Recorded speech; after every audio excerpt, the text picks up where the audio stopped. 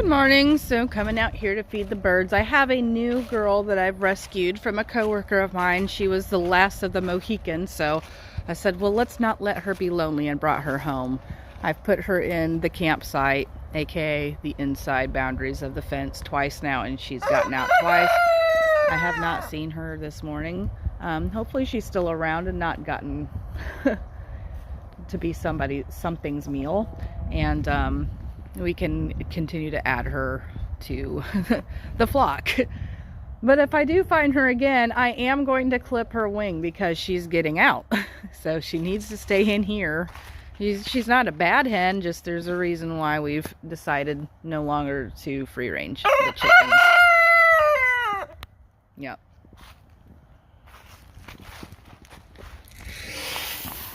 I'm still giving them the feather fixer right now. I have had a couple eggs in there a couple days ago, and you really need to go in there and check, but they just really slowed down. And I really haven't been making quiches lately, so I'm not really going through a lot of eggs, so it's okay.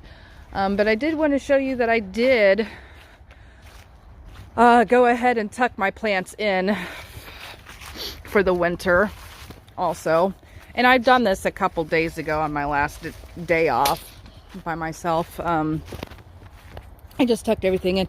Now this landscape fabric, or not landscape fabric, this frost protection cover was cut to fit the galvanized raised beds because that's how I grew my winter garden. Last year was in the galvanized raised beds, but since they are falling apart, I am moving everything over the plastic barrels, and so therefore the hoops got to go in there too.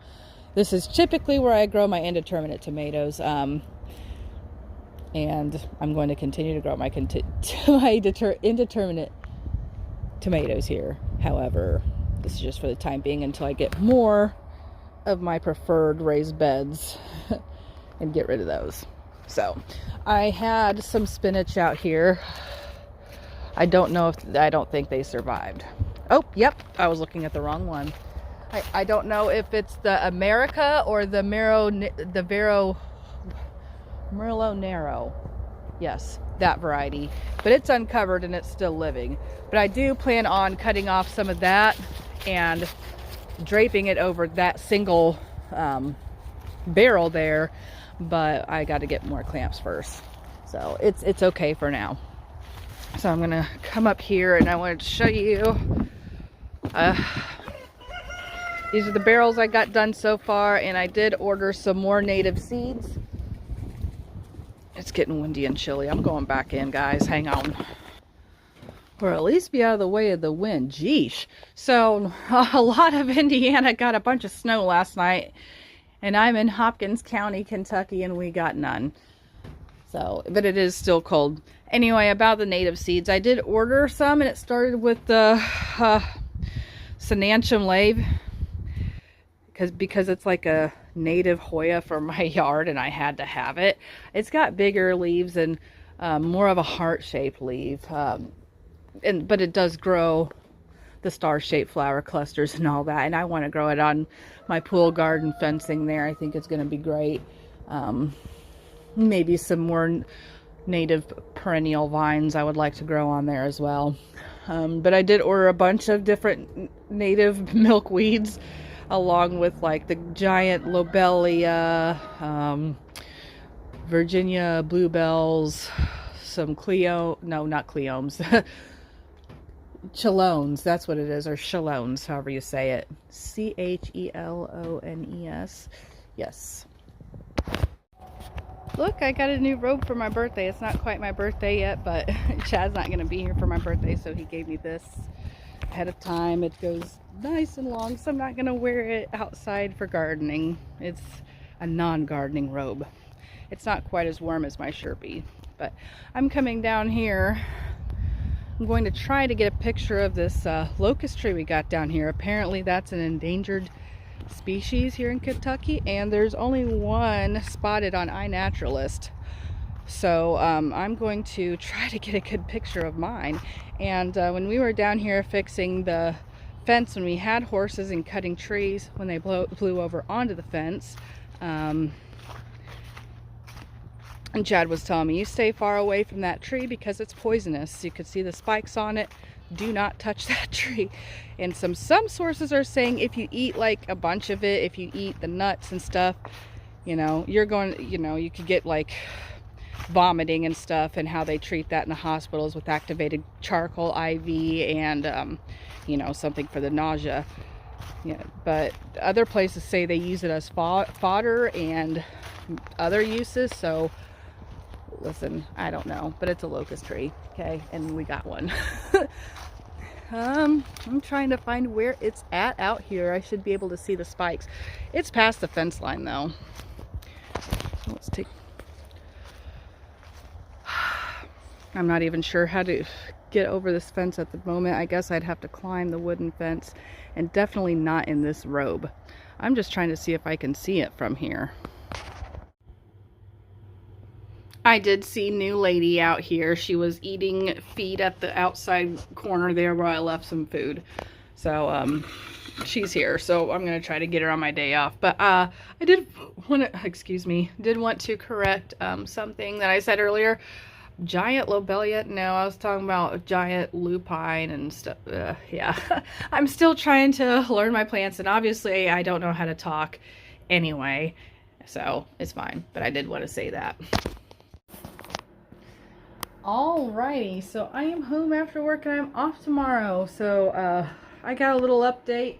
I didn't film anything yesterday, just kind of being busy, bored, and just in the moment here, and stayed off my phone quite a bit. That's cool. But I got updates for over here because this laundry room situation is really cold. I tried cracking this window here and maybe parting the blanket over a little bit, but it seemed like to be sucking cold air in here instead of bringing warm air out there.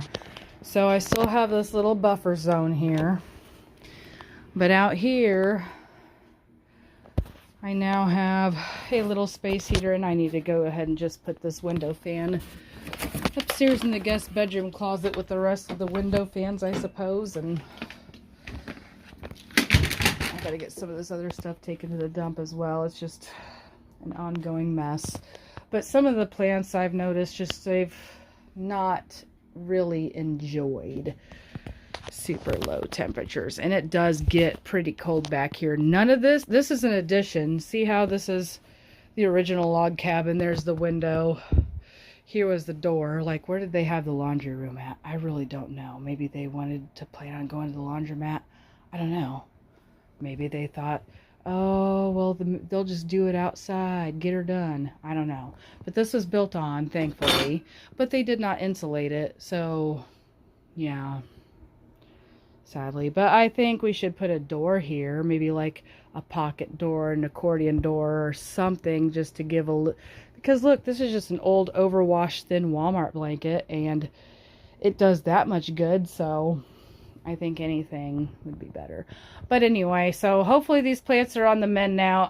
I did do some more research on the lipstick plants, and some people are saying that they do need a dormancy, like Thai pink is supposed to bloom in the fall.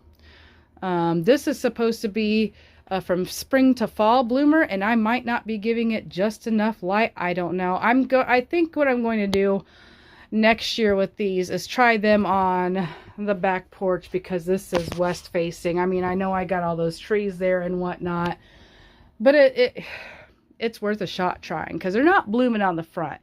And you would think this one would bloom. This one should bloom. That one probably should bloom. They should bloom from what I've seen.